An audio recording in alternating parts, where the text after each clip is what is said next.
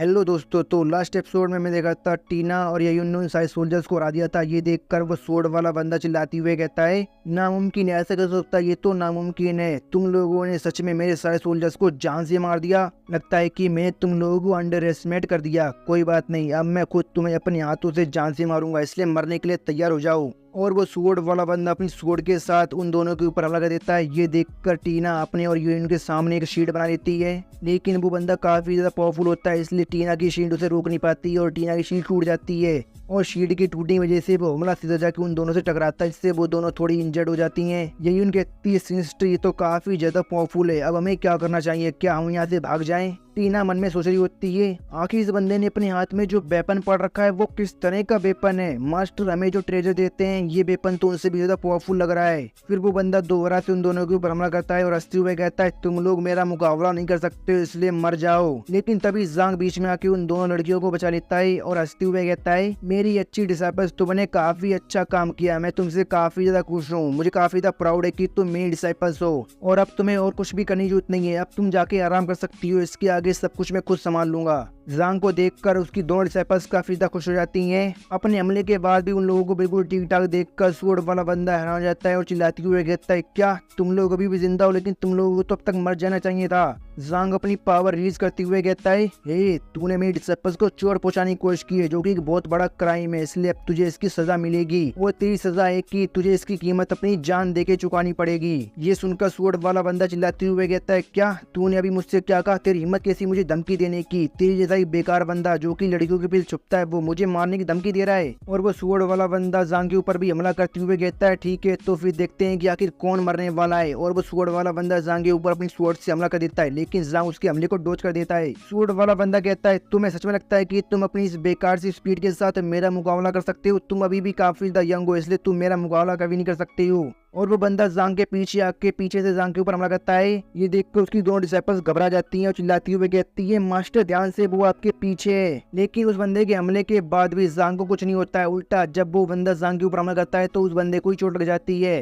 क्योंकि जांग की प्रोटेक्शन एक डिवाइन लेवल का ट्रेजर कर रहा है, इसलिए उसे कोई भी आसानी से चोट नहीं पहुंचा सकता है। और ये देखकर उसकी दोनों डिसाइपल्स भी हैरान हो जाते हैं कि मास्टर ने तो कुछ भी नहीं किया, फिर भी उस बंदे को हरा दिया। फिर जांग उस बंदे पे हमला करते हुए कहता है, तो लगता है कि तुम अपनी लिमिट पे पहुंच चुके हो, यही तुम्हारी स्पीड की लिमिट है। सोड वाला बंदा चिल्लाते हुए कहता है, क्या ऐसा कैसे हो सकता है? आखिर अचानक से तुम्हारी स्पीड इतनी ज्यादा कैसे बढ़ गई? आखिर तुमने किस तरह की मेथड का इस्तेमाल किया है? जांग कहता है, ये एक खेल है और इस खेल के अंदर इस मूव को कहा जाता है अनएक्सपेक्टेड मूव। और जांग उस बंदे के सिर को पकड़ता है और जमीन पे पटक देता है। सोड वाला बंदा चिल्लाते हुए कहता है, क्या तुमने भी क्या कहा? तुम्हारे लिए बस ये खेल है? तुम्हारी हिम्मत कैसे हुई ऐसा कहने की? तुम बिल्कुल बेकार हो, तुम औरतों के पीछे छुपती हो और तुम ऐसी बात कर रहे हो। चलो हम लोग एक सौदा करते हैं, 10 साल तक, 10 साल के बाद हम लोग यहीं पे मिलेंगे और 10 साल के बाद हम दोबारा से फाइट करेंगे, उसके बाद देखेंगे कि कौन किसे हराता है। और वो स्वॉर्ड वाला बंदा मन में सोच रहा होता है, लगता है कि इस बंदे से डील करना काफी आसान है, एक बार मैं यहाँ से निकल जाऊँ, उसके बाद 10 साल बाद तो ये मुझे ढूंढ ही नहीं पाएगा, तो फाइट करने का तो सवाल ही पैदा नहीं होता है। जांग चिल्लाते हुए कहता है, अपनी बकवास करना बंद कर, मेरे पास इतना समय नहीं है कि मैं 10 साल तक इंतजार कर सकूं, इसलिए तुझे आज ही मरना होगा। और जांग उसकी छाती पे एक जोरदार लात मारता है। फिर जांग अपनी स्वॉर्ड बाहर निकाल के कहता है, लगता है कि अब तुम्हारा टाइम पूरा हो गया है, जाओ नर्क में जाके मजे करना। और जांग अपनी स्वॉर्ड से उस बंदे के ऊपर हमला कर देता है। ये देखकर वो बंदा चिल्लाते हुए कहता है, क्या तुम्हारी इतनी हिम्मत? ठीक है, अगर मुझे मरना ही है तो हम सब एक साथ मरेंगे। और वो बंदा अपनी बॉडी को एक्सप्लोर करने के लिए तैयार हो जाता है और धीरे धीरे उसकी बॉडी फूलने लगती है। ये देखकर जांग पीछे हटते हुए कहता है, ओ नहीं, ये बंदा तो अपने आप को सेल्फ डिस्ट्रक्ट करने वाला है, मेरे डिसाइपल्स जल्दी से मेरे पीछे आके छुप जाओ। और वो बंदा एक जोरदार धमाके के साथ फट जाता है और जांग अपने डिसाइपल्स को और अपने आप को एक शील्ड बना के उस धमाके से बचा लेता है। और उस बंदे के मरने के बाद उस बंदे के पीछे एक बॉल जैसी चीज लगी होती है, इसके चारों तरफ आग लगी होती है। उस चीज को देखकर टीना कहती है, मास्टर वो क्या चीज है? जांग उस बॉल के पास जाकर कहता है, आखिर ये किस तरह की बॉल है? मुझे लगता है कि इस बॉल के अंदर जरूर कुछ ना कुछ तो है, चलो देखते हैं कि आखिर इस बॉल के अंदर है क्या। और जांग उस बॉल को फोड़ देता है और उस बॉल के अंदर से एक मैप निकलता है। उस मैप को देखकर यही कहती है, मास्टर ये तो तो एक मैप है और देखिए इस मैप के अंदर एक जगह पे मार्क किया गया है। मुझे लगता है कि ये वही जगह है जहाँ पर वो ट्रेजर यानी डिवाइन लेवल का वेपर रखा हुआ है। फिर वो दोनों जांग के पास आकर प्यार से कहती है, मास्टर चलिए ना, चलकर हम देखते हैं कि आखिर वो ट्रेजर वाली जगह क्या है और वहाँ पे ट्रेजर है या नहीं। टीना कहती है, हाँ मास्टर चलिए ना, बस एक बार चल के देखते हैं, हो सकता है कि हमें वो ट्रेजर मिल जाए। उन दोनों की बात सुन के जांग कहता है, मुझे लगता है कि उस ट्रेजर वाली जगह पे जाना इतना भी ज्यादा अच्छा आइडिया नहीं है। कैसा रहेगा कि हम लोग घर पे वापस जाके कल्टीवेट करें? तुम लोग इस बारे में क्या सोचते हो? वो दोनों जांग के हाथों को पकड़कर कहती है, नहीं मास्टर प्लीज चलिए ना, हम लोग घर जाके क्या करेंगे? वैसे भी हम लोग यहाँ पे ट्रेनिंग करने के लिए आए हैं, अगर हम बाहर साइड आके ट्रेनिंग नहीं करेंगे तो फिर यहाँ आने का फायदा ही क्या? यही कहती है, मास्टर हम लोग बस वहाँ पे जाके देखेंगे, हम कोई प्रॉब्लम मोल नहीं लेंगे, ऐसा समझ लीजिए कि हम लोग वहाँ पे घूमने जा रहे हैं, इसलिए आपको बिल्कुल भी चिंता करने की जरूरत नहीं है, हम लोग कोई भी रिस्क नहीं लेंगे। ये सुनकर जांग सोच रहा होता है, अब मुझे क्या करना चाहिए? क्या मुझे इस मैप को फॉलो करके उस जगह पे जाके देखना चाहिए कि आखिर उस जगह पे क्या है? मे भी हो सकता है कि मुझे कोई कमाल का रिवॉर्ड मिल जाए। और हमें उसी जगह पे जांग के पीछे काफी सारे पत्थर होते हैं, उन पत्थरों के पीछे लीडर सेक्ट के लीडर और एल्डर को छुपा दिखाया जाता है, जो जांग पे छुप के नजर रख रहे होते हैं। लीडर कहता है, हाँ ये बेकार लोग, इन लोगों की हिम्मत कैसी है ऐसा कहने की? ये लोग बस वहाँ पे सैर सपाटा करने जा रहे हैं, इन लोगों को क्या लगता है कि ये कुछ भी बोल सकते हैं? ये सुनकर एल्डर कहता है, लीडर कहीं आपके कहने का ये मतलब तो नहीं कि उस मैप के अंदर जिस लोकेशन पे पॉइंट किया गया है वहाँ पर सच में वो डिवाइन लेवल का ट्रेजर यानी वो डिवाइन सोर्ड है? लेकिन लीडर फिर भी ये बच्चा कमजोर नहीं है, बच्चा काफी ज्यादा ताकतवर है, इसलिए मुझे इस बात का डर है कि अगर इस बच्चे ने उस ट्रेजर को ढूंढ भी लिया तो हमें इस बच्चे से ट्रेजर को छीनने में काफी ज्यादा दिक्कत होगी। ये सुनकर लीडर कहता है, तुम्हें बिल्कुल भी चिंता करने की जरूरत नहीं है, एपिटाइजर पहले तैयार हो चुका है, अब बस हमें मेन सामग्री का इंतजार है। फिर हमें जांग और उसकी दोनों डिसाइपल्स को दिखाया जाता है जो उस मैप को फॉलो करते हुए जा रहे होते हैं। जांग कहता है, मुझे लगता है कि यही सही रास्ता है, लेकिन क्योंकि मैं रास्तों को समझने में काफी ज्यादा बेकार हूँ, इसलिए मैं कह नहीं सकता हूँ कि ये सही रास्ता है। फिर तभी जांग कुछ देखकर काफी ज्यादा हैरान हो जाता है, क्योंकि वो लोग चलते चलते एक झरने के पास आ जाते हैं। उस झरने को देखकर यायून कहती है, वाह क्या बात है, यहाँ की स्पिरिचुअल एनर्जी तो काफी ज्यादा पावरफुल है, बाहर के मुकाबले तो कहीं ज्यादा पावरफुल है। टीना कहती है, हाँ सही कहा, यहाँ की जो स्पिरिचुअल एनर्जी है वो बाहर के मुकाबले 10 गुना ज्यादा पावरफुल है। अगर हम यहाँ पे कल्टीवेट करते हैं तो हमें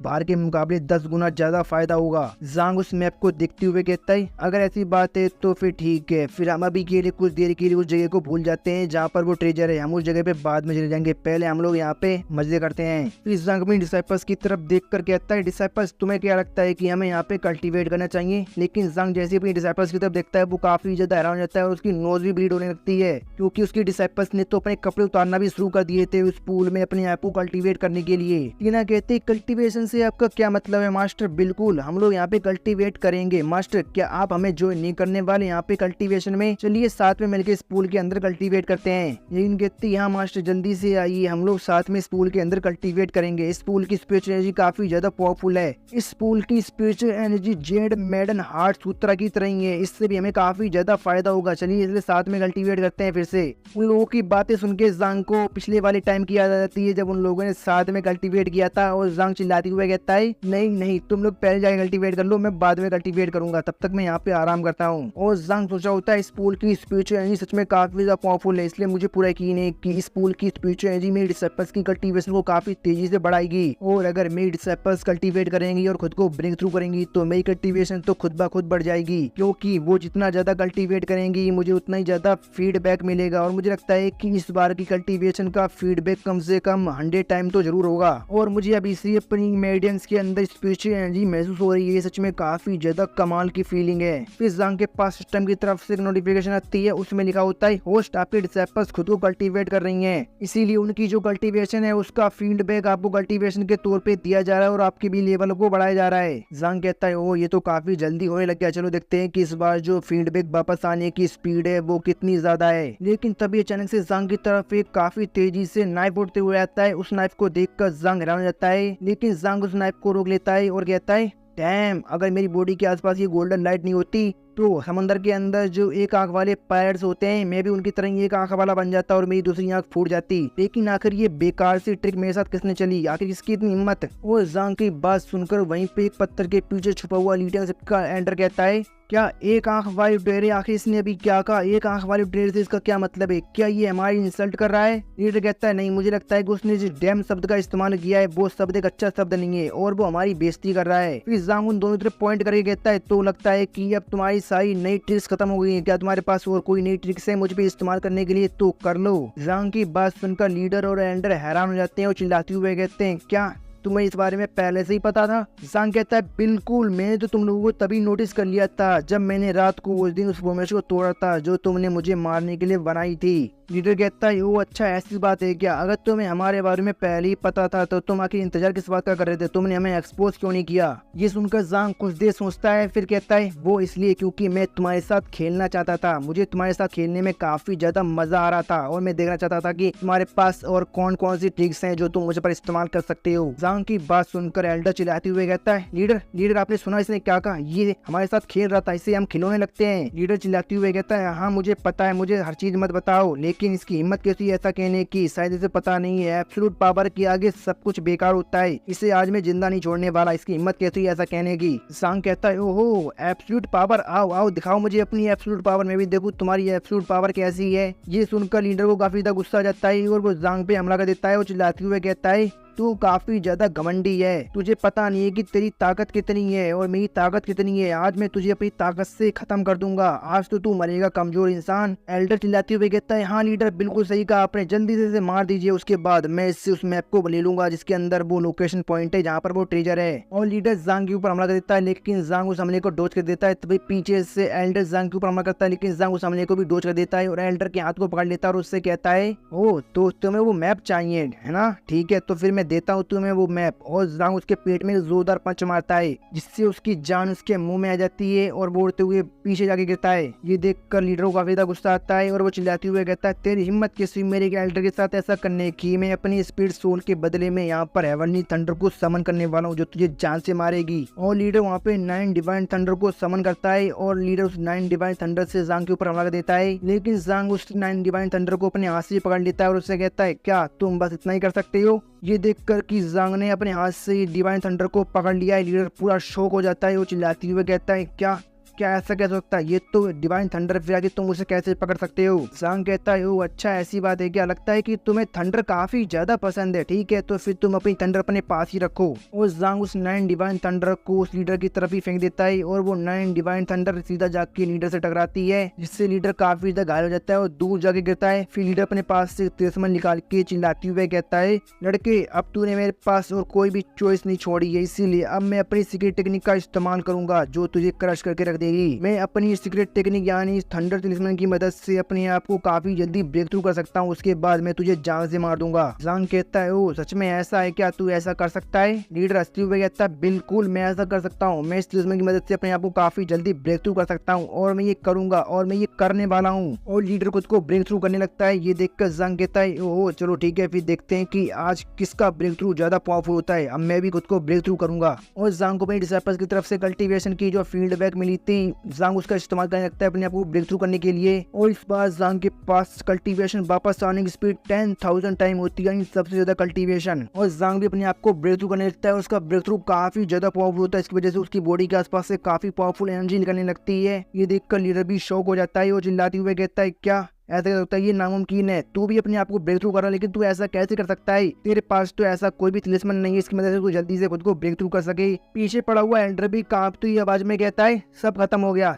सब खत्म हो गया, ये बच्चा तो एक मॉन्स्टर है, हम इससे कभी भी नहीं जीत सकते हैं। लीडर कहता है नहीं मैं इससे बिल्कुल भी नहीं आ सकता हूँ, मैं किसी से नहीं आ सकता हूँ, मैं एक लीडर हूँ, मैं इसे आज जान से मार के ही रहूंगा। और वो लीडर अपनी स्वॉर्ड से जांग के ऊपर हमला कर देता है। जांग कहता है लगता है कि अभी भी तुम्हारे अंदर काफी ज्यादा हिम्मत है जो तुम मुझसे वापस बात करने की कोशिश कर रहे हो, कोई बात नहीं मैं तुम्हारी बच्ची कुछ हिम्मत भी अभी निकाल देता हूँ। और जांग लीडर के ऊपर एक बड़ा सा एनर्जी से बना हुआ हाथ बना लेता है और जांग लीडर को उस एनर्जी से बने हुए हाथ से पकड़ लेता है और उसे दबाने लगता है। और जब उसकी हालत काफी ज्यादा बुरी हो जाती है तो जांग उसे नीचे फेंक देता है। नीचे गिरते समय लीडर कहता है क्या मैं सच में हार गया, लेकिन मैं कैसे हार सकता हूँ। और इससे पहले कि लीडर जमीन पे गिर पाता, वो एंडर बीच में आ जाता है और वो लीडर को पकड़ लेता है और वो जल्दी से लीडर को वहाँ से लेके भाग जाता है। ये देखकर ज़ांग कहता है, हो हारने के बाद अब यहाँ से भाग रहे हो, खैर भूल जाओ, मैं वैसे उन्हें काफी ज्यादा पनिश कर चुका हूँ, अब मेरे पास उन पे ज्यादा समय नहीं है ध्यान देने के लिए, और अगर अब वो दोबारा मेरे सामने आए तो इस बार तो मैं उन्हें सच में जान से मार दूंगा। फिर ज़ांग उस पूल के पास वापस आ जाता है। इसके अंदर उसकी डिसाइपल्स अपने आप को अभी भी कल्टीवेट कर रही होती हैं। टीना कहती है, मास्टर मैंने अपने आप को ब्रेक थ्रू कर लिया फाउंडेशन स्टेज के मिडिल स्टेज में। यही कहती है, हाँ मास्टर मैंने भी अपने आप को ब्रेक थ्रू कर लिया। ज़ांग उन दोनों के पास अगर कहता है, बहुत बढ़िया, बुरा नहीं था, लगता है कि ये ट्रिप बिल्कुल भी बेकार नहीं गई, तुमने अपने मास्टर को खुश कर दिया।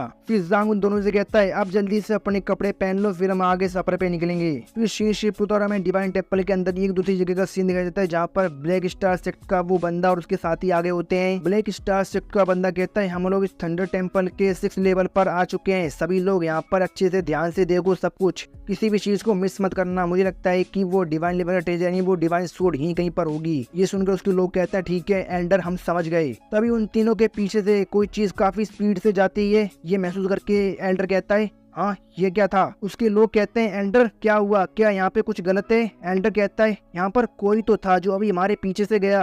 तभी एक मकड़ी का जाल आता है और उन तीनों में से एक डिसाइपल को पकड़ के अपने साथ ले जाता है। ये देखकर बाकी दोनों हैरान हो जाते हैं। ब्लैक स्टार सेक्टर का बंदा चिल्लाते हुए कहता है, कौन है, जल्दी से सामने आओ, किसने हमारे साथ ये किया, अगर तुम्हारे अंदर हिम्मत है तो जल्दी हमारे सामने आओ। और वो जैसे ये करता है, वो चीज जो भी होती है वो उसके सामने रहती है। फिर हमें उस चीज को दिखाता है, वो एक मकड़ी जैसा मोस्टर होता है, इसका चेहरा एक इंसान की तरह होता है। और उस मकड़ी जैसे मोस्टर के वहाँ पे आने के बाद वहाँ पे कुछ और नहीं आता, आती है तो बस केवल उन लोगों की चीखने की आवाज, मतलब उनकी लंका लग गई है। और दूर से ज़ांग भी उस आवाज को सुन लेता है। उस आवाज को सुन के ज़ांग कहता है, हाँ ये कैसी आवाज थी, ये आवाज तो उस ब्लैक स्टार सेक्ट के बंदे फैंक की है। उस आवाज को सुनकर टीना भी घबरा जाती है। टीना कहती है, मास्टर मुझे अब थोड़ा थोड़ा डर लग रहा है, ये आवाज तो काफी ज्यादा डरावनी थी, मुझे लगता है कि हमें वहाँ नहीं जाना चाहिए। यही उन्हें कहती है, मास्टर आगे जाने का बस यही एक इकलौता रास्ता है, क्या हमें सच में इस रास्ते से जाना चाहिए, अब तो मुझे भी थोड़ा थोड़ा डर लग रहा है, शायद हमें वहाँ से नहीं जाना चाहिए। ज़ांग कहता है, ऑफ कोर्स हम इसी रास्ते से जाएंगे और तुम लोग शांत हो जाओ, तुम्हें घबराने की बिल्कुल जरूरत नहीं है, जब तक तुम्हारा मास्टर तुम्हारे साथ है तब तक तुम्हें कोई भी चोट नहीं पहुंचा सकता है। फिर वो तीनों भी उसी जगह पे आ जाते हैं जहाँ पर कुछ देर पहले वो तीनों थे। उस जगह पे आने के बाद ज़ांग कहता है, ये वही जगह है जहाँ से वो आवाज आई थी, यहाँ पर तो कोई भी नहीं है, आखिर यहाँ से सब लोग कहाँ गए। टीना कहती है, मास्टर मुझे लगता है कि वो किसी तरह की ट्रिक थी हमें यहाँ पे लाने के लिए, हमें यहाँ से जल्दी निकल जाना चाहिए, यहाँ पर तो कोई भी नहीं है। तभी अचानक से ज़ांग को वहाँ पे कुछ अजीब महसूस होता है और वो कहता है, एक मिनट रुको, ये जगह तो काफी ज्यादा अजीब है, यहाँ का एटमोस्फेयर तो अजीब है। तभी उन तीनों के पीछे दो बड़ी बड़ी लाल रंग की आंखें चमकती हुई दिखाई देती हैं। ज़ांग अपनी स्वॉर्ड बाहर निकालता है और लड़ने के लिए तैयार हो जाता है। तभी पीछे से दोबारा से मकड़ी का जला उड़ते हुए आता है और इस बार उसका निशाना टीना थी। लेकिन इससे पहले कि वो मकड़ी का जला टीना को अपने साथ ले जा पाता, ज़ांग बीच में आ जाता है और अपनी स्वॉर्ड से उस मकड़ी के जाले को काट देता है। ज़ांग कहता है, डिसाइपल्स ध्यान से, ये जगह काफी ज्यादा खतरनाक है, यहाँ पर एक स्ट्रेंज और काफी ज्यादा पावरफुल बीस्ट छुपा हुआ है जो हम पे चुपके हमला कर रहा है, इसलिए सावधान रहो। फिर यून कहती है, मास्टर सामने देखिए वो क्या है। ज़ांग सामने तरफ देखता है, हाँ अरे ये तो फैंग और उसका ग्रुप है, लेकिन ये वहाँ पर ऐसे क्यों टंगे हुए हैं उल्टे, और वो लोग मदद के लिए चिल्ला रहे होते हैं। तभी ब्लैक स्टार सेक्ट का बंदा कहता है, ये सब बिल्कुल बेकार है, वो हमारी कोई मदद नहीं कर सकते हैं, वो भी हमारी तरह जल्दी मारे जाएंगे, ये सब करना बिल्कुल बेकार है, वो उससे कभी भी नहीं जीत सकते हैं। फिर वहाँ पर वो मकड़ी जैसा मोस्टर भी आ जाता है और ये मोस्टर बात कर सकता है। वो हंसते हुए कहता है, ये पहली बार होगा, पहली बार यहाँ पर आने वाला कोई बंदा मेरे ट्रैप से बच पाया है, वरना आज तक कोई भी मेरे ट्रैप से बच नहीं पाया। तुम जरूर स्पेशल होगे, तुम बाकी लोगों से तो ताकतवर लग रहे हो। उस मकड़ी को देखकर टीना चिल्लाती हुई कहती है, यक ये मकड़ी कितनी ज्यादा गंदी दिख रही है। ज़ांग कहता है, आखिर तुम हो कौन और तुमने हमारा रास्ता क्यों ब्लॉक कर रखा है, क्या तुम यहाँ पे हमारा रास्ता ब्लॉक करने के लिए आई हो, अगर हाँ तो मेरे रास्ते से हट जाओ, वरना तुम्हारे लिए बिल्कुल भी अच्छा नहीं रहेगा। मकड़ी हंसते हुए कहती है, अरे बच्चे शांत हो जाओ, इतना गुस्सा मत करो, कैसा रहेगा कि हम एक गेम खेलते हैं, अगर तुम इस गेम में जीत गए तो मैं तुम सबको यहाँ से जाने दूंगी, और हार गए तो पता ही आगे क्या होगा। ज़ांग कहता है, गेम, आखिर तुम किस तरह का गेम खेलना चाहती हो। मकड़ी कहती है, ज्यादा कुछ नहीं, तुम्हारे पास बस केवल 15 मिनट है, केवल 15 मिनट, तुम्हें 15 मिनट के अंदर वो लोग जो हवा में लटक रहे हैं ना उन्हें बचाना होगा। अगर तुमने उन लोगों को 15 मिनट के अंदर बचा लिया तो मैं तुम सबको यहाँ से जाने दूंगी। और ये कहने के बाद वो मकड़ी अपने मकड़ी के जालों से काफी सारे मॉन्स्टर्स बना लेती है। ये देखकर ज़ांग उन तीनों की तरफ भागने लगता है उन्हें बचाने के लिए। और दूसरी तरफ से वो मकड़ी के जाले से बने हुए मॉन्स्टर्स भी अपना हमला कर देते हैं और वो हमला सीधा ज़ांग की तरफ जा रहा होता है। ये देखकर ब्लैक स्टार सेक्टर का बंदा चिल्लाती हुए कहता है, लड़के हमसे दूर रहो, यहाँ पे मत आओ, चले जाओ यहाँ से वरना तुम्हारी जान खतरे में पड़ जाएगी। तुम चाहे जो कर लो तुम उसे नहीं हरा पाओगे। वो काफी ज्यादा अजीब और पावरफुल बीस्ट है। मुझे तो लगता है कि एक 60 ईयर का बीस्ट है जो कि एक नासिस और स्टेज के कल्टीवेटर के बराबर है। वो यहाँ पे बिल्कुल इनविजिबल है। जब तक कि यहाँ पे कोई ट्रबुलेशन स्टेज का कल्टीवेटर नहीं आता तब तक हम उसे नहीं हरा सकते हैं। और वो सारे हमले सीधे करके ज़ांग से डराते हैं जिससे ज़ांग भी एक मकड़ी के जाले के अंदर पैक हो जाता है किसी कगोन की तरह। अपने मास्टर की हालत देखकर उसकी डिसाइपल्स रोने लगती हैं। मकड़ी हंसती हुई कहती है, मर गया, ये तो बहुत जल्दी मर गया। मुझे लगा ये थोड़ा तो अलग होगा बाकियों से लेकिन ये भी काफी जल्दी मर गया। अगर ये इतनी जल्दी मर गया है तो इसमें और बाकी लोगों में डिफरेंस ही क्या रहेगा। ये भी बाकी लोगों की तरह कचरा है। मैं कुछ ज्यादा ही सोची थी इसके बारे में। वो मकड़ी अभी हंसी रही होती है कि तभी ज़ांग जहाँ पर होता है वहाँ पर एक जोरदार धमाका होता है। ये देखकर वो मकड़ी हैरान हो जाती है। कोकोन से आजाद होने के बाद ज़ांग अपनी स्वॉर्ड का इस्तेमाल करता है और उन तीनों बंदों को भी आजाद कर देता है उस मकड़ी के जाले से, जिससे वो सीधा जाकर नीचे गिरते हैं। अपने मास्टर को ठीक ठाक देखकर दोनों डिसाइपल्स भी काफी ज्यादा खुश हो जाती हैं और चिल्लाती हुए कहती हैं, बहुत बढ़िया मास्टर, बिल्कुल ठीक है, मुझे पता था मास्टर को हराना इतना भी आसान नहीं है। और ये देखकर मकड़ी भी काफी ज्यादा शौक हो गई होती है। उसे समझ में नहीं आता है कि इस बंदे ने ये कैसे किया और वो चिल्लाती हुए कहती है, नामुमकिन है, ऐसा नहीं हो सकता, ये नामुमकिन है, तुम ऐसा कैसे कर सकते हो, तुम उस चीज को तोड़ के उसके अंदर से बाहर कैसे आ सकते हो, आखिर तुमने ऐसा कैसे किया। और इसी के साथ ये एपिसोड खत्म होता है। वीडियो देखने के लिए थैंक यू और मिलते किसी और वीडियो में, तब तक के लिए बाय बाय।